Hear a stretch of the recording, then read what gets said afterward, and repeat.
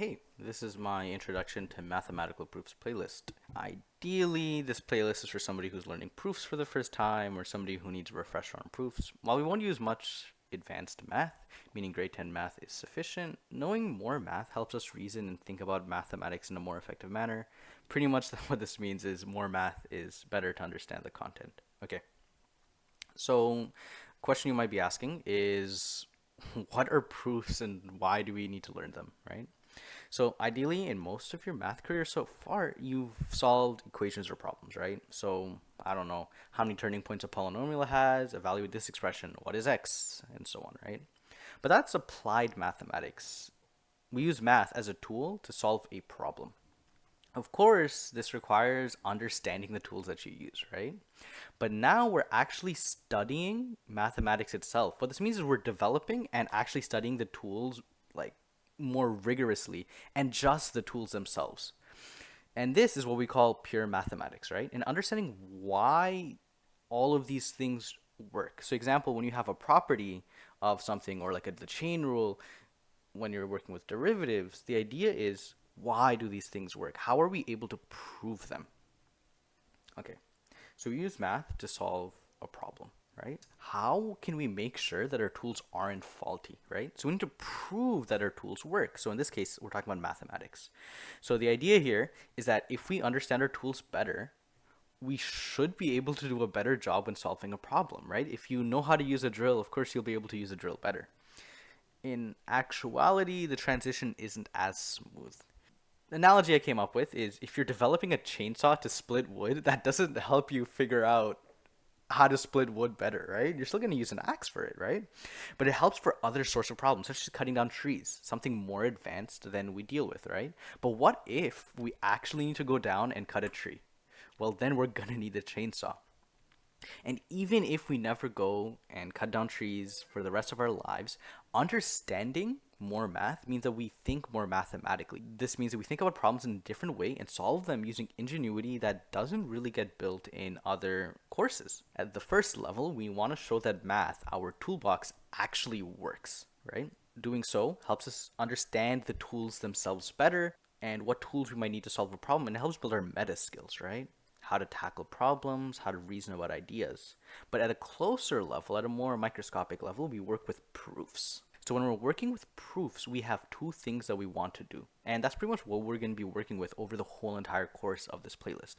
So the first thing we're going to do is understand our proofs. That's the first thing we want to make sure. We want to understand our proofs. We need to understand why a specific proof works, even if it's in our own sort of way. Understanding why something is true is helpful because ideally we might be able to adapt this thought process or even the proof itself to tackle other problems, either in math or literally other problems. For example, someone had to prove facts about logarithms. This helps us understand exponential functions, and we use them all the time in finance and modeling. So, understanding these proofs, we might be able to apply this knowledge that we develop in other sections of mathematics, or use that problem solving mentality itself, or use our deeper understanding of, in this example, logarithms to solve problems about logarithms. Okay. Secondly, we want to communicate our proofs to others. If we make a claim and show that we can prove it, we want to make sure that somebody else can verify it. That means writing in a way that enforces communication and clarity, which is a useful skill to have no matter what you do. In these cases, it's about building the skills of communication, and just as importantly, being forced to communicate something helps us better understand it, right? So if we're communicating a proof, well, we need to understand it. Otherwise, how would we communicate it effectively? And in doing so, we might understand, oh, this is where my understanding is weak. And it might be like, okay, well, this part, now I know why it's true. It solidifies why we know something is true.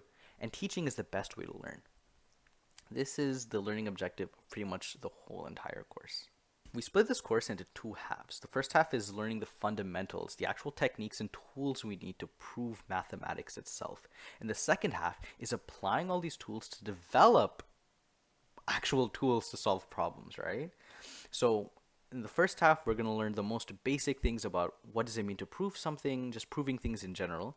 And then we're going to actually prove stuff about things, right? So this is probably going to be in different fields of mathematics. Remember, the idea is we're developing tools to solve problems.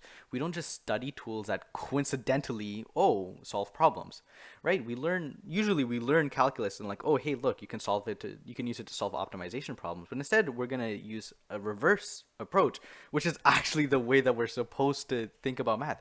Because the idea is we have a problem and we need to figure out how do we solve this problem.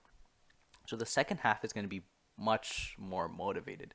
So the first half is going to be a little tough, but I'll give you some interesting problems, interesting results, and whatever else I can to motivate you.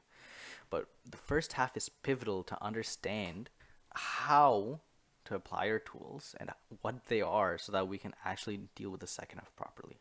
So this playlist is the definition of you get what you give. So if you follow along with the videos just to enjoy it, that's fine. That's perfectly okay, right? But if you actually try to understand what's happening, solve the problems, and interact with the extra resources, you'll get a lot out. And I'm gonna be honest, I also don't capitalize on all of my resources, so there's no pressure on you. And if you're fast forwarding, well, remember, what is your priority? Is it entertainment or is it actual learning? If learning is your priority, make sure that the extra speed doesn't actually interfere with your learning. Okay? So, what are you expected to do? Just anything, really. So, I'll have links below each video towards worksheets and extra resources, similar content, maybe future directions, whatever else might help you out on your way. For example, if there's one topic that I end up explaining really poorly compared to somebody else, you might be like, okay, maybe I need a different perspective or a different view on it. I'll try to help you out as much as possible. Remember, this is hard. In Introduction to Mathematical Proofs, at least the university I went to, is notoriously difficult because it's just such a different type of thinking, right? It's not, oh, you just solve a problem. No, you actually have to understand everything that's happening, ideally. Of course, that's not how it is in practice. You don't always have to understand everything, but it is tough. So don't ever feel bad for not understanding something, even if that's your true intention, right? It's okay to pick it up later. It's okay to drop it. Maybe be like, okay, maybe now's not the time for me to tackle this.